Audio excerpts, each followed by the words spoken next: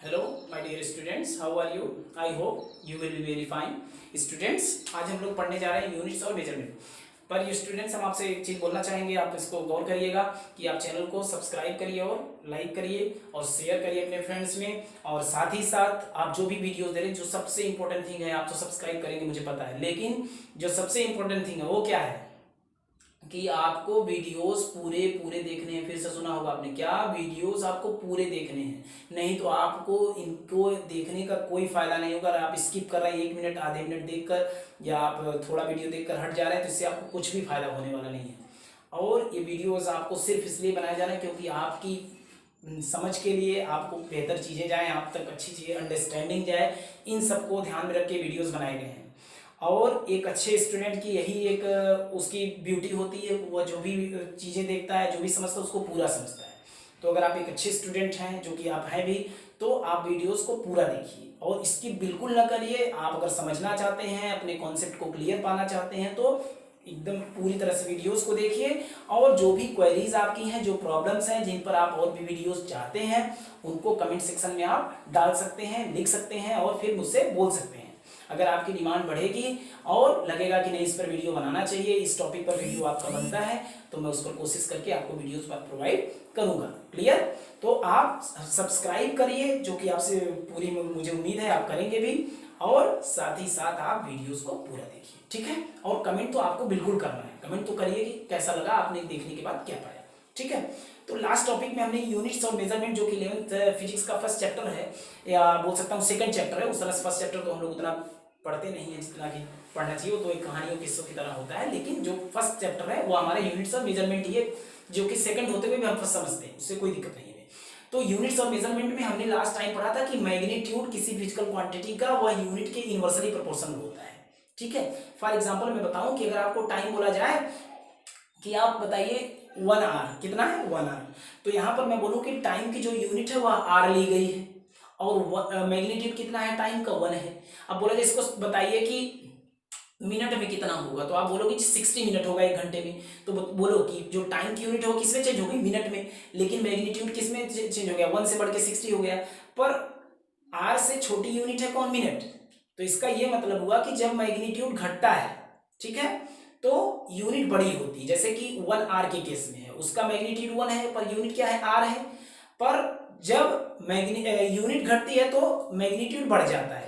दूसरा केस क्या है कि 60 मिनट के केस में क्या है, मिनट जो है आर से छोटी यूनिट है, पर जो 60 है वो तो नो डाउट 1 से बड़ा ही है, ठीक है? तो कह सकते हैं कि एक बड़ी यूनिट अगर है तो उसका मैग्नीट्यूड छोटा होगा as compare to smaller unit, ठीक है ना?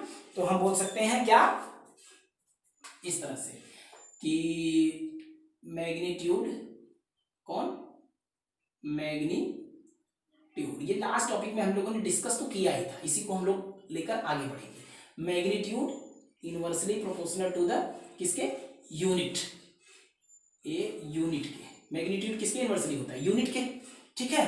तो हम बोल सकते हैं कि न्यूमेरिकल वैल्यू यानी एन इनवर्सली किसके, यू के, एन किसके इनवर्सली यू के। ये आपको क्लियर हुआ होगा, ठीक है? अब मैं बोलूं कि कोई फिजिकल क्वांटिटी मान लो है मेरे पास पी है, ठीक है? तो जब फिजिकल क्वांटिटी पी है तो मैंने इसको एक यूनिट में मेजर किया जो कि यूएन थी, उस केस में मैग्नीट्यूड आया एन1, तो मैं बोल सकता हूं कि P is equal to N one U one. यही तो होता है। आपको अगर मैं बोलूं कोई फॉर एग्जांपल के तौर पे कि आपके पास मास है, क्या है, मास है, मास एक कोई फिजिकल क्वांटिटी है, मान लो कि यह पी है, पी डैश है, तो पी डैश अगर मैं बोल दूं कि कितना है, 2 kg है, कितना है, 2 kg है, तो 2 is the n, kg is the u, 2 is the n, kg is the u, यही तो है। तो यहाँ पे देखो एन यू, यानी फिजिकल क्वांटिटी की इक्वल कौन होता है, एन यू, और इसकी कोई यूनिट है जिसमें जो कि U1 है, तो उस केस में न्यूमेरिकल वैल्यू N1 है। अब जब हमने इसको दूसरी यूनिट में मेजर किया फिजिकल क्वांटिटी को, तो ये हो गई N2 U2, ठीक है ना? हम बोल सकते हैं कि PP के इक्वल है, तो नो डाउट N1 U1 के इक्वल होगा, N1 U1 के भी क्या होगा, N2 U2 के इक्वल होगा।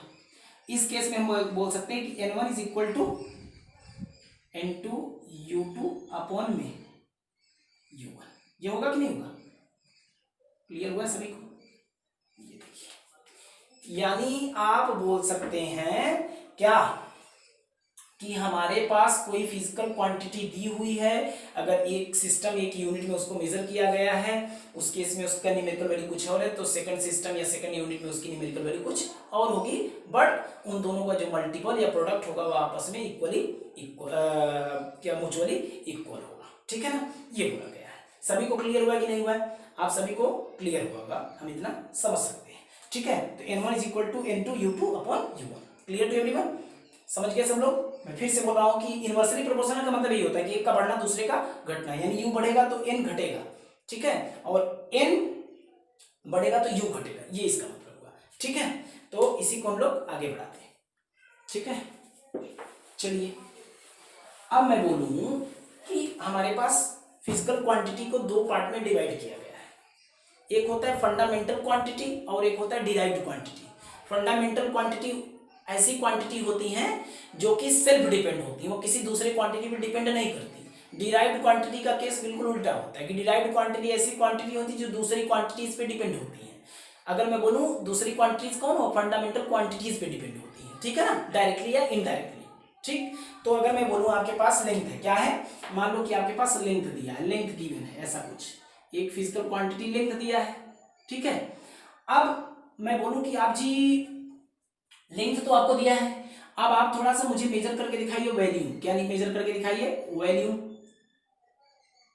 आप बोलोगे कि volume is equal to length into breadth into height.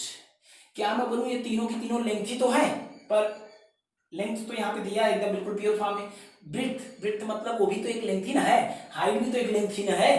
पर देखा जाए तो इन तीनों की यूनिट क्या होगी, इन तीनों की यूनिट क्या होगी, मीटर मीटर मीटर। तो इसका आएगा मीटर क्यूब, आएगा कि नहीं आएगा।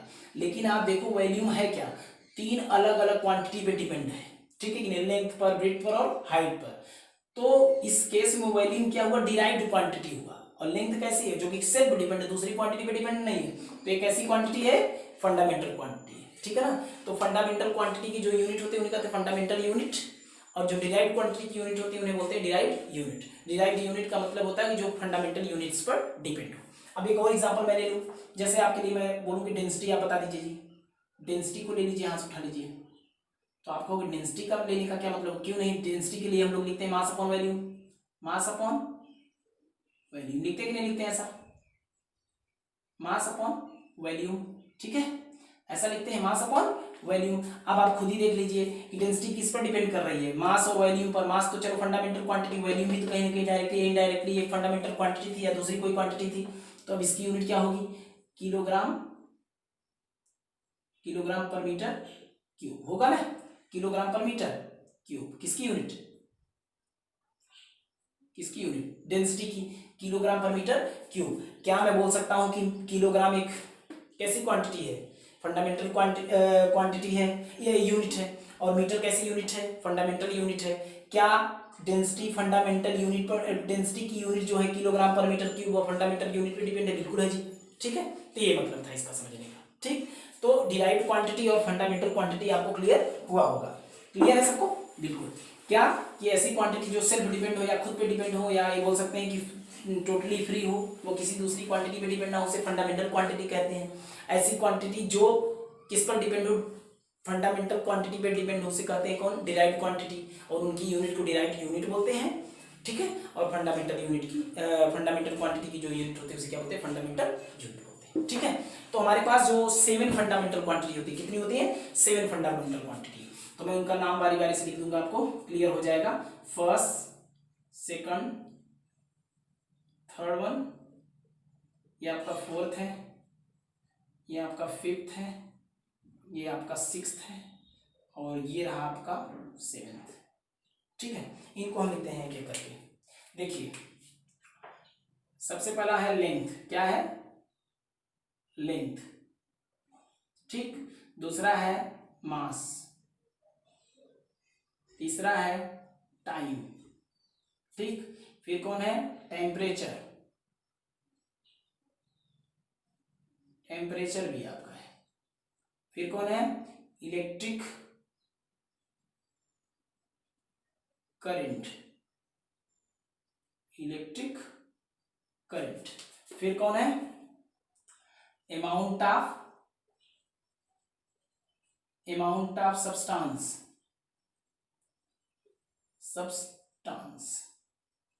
ठीक। फिर कौन है, लुमिनस इंटेंसिटी, थोड़ा थोड़ा मैं इनके बारे में बात करूंगा आपसे। लुमिनस इंटेंसिटी देखिए थे फिर से। लेंथ, जिसकी यूनिट क्या होती है, लेंथ, जिसकी यूनिट है ये लेंथ, जिसकी यूनिट होती है मीटर, क्या होती है, मीटर, ठीक है, मीटर।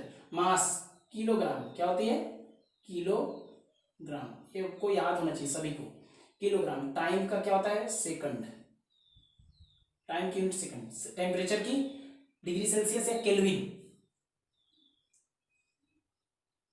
तो यहां पे केल्विन।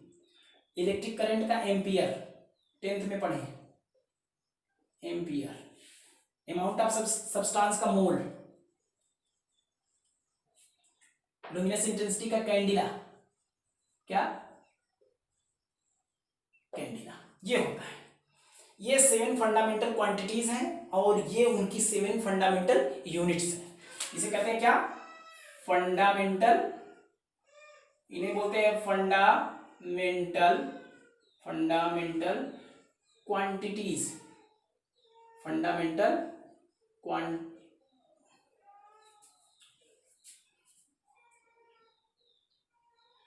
क्वांटिटीज बोलते हैं, ठीक है।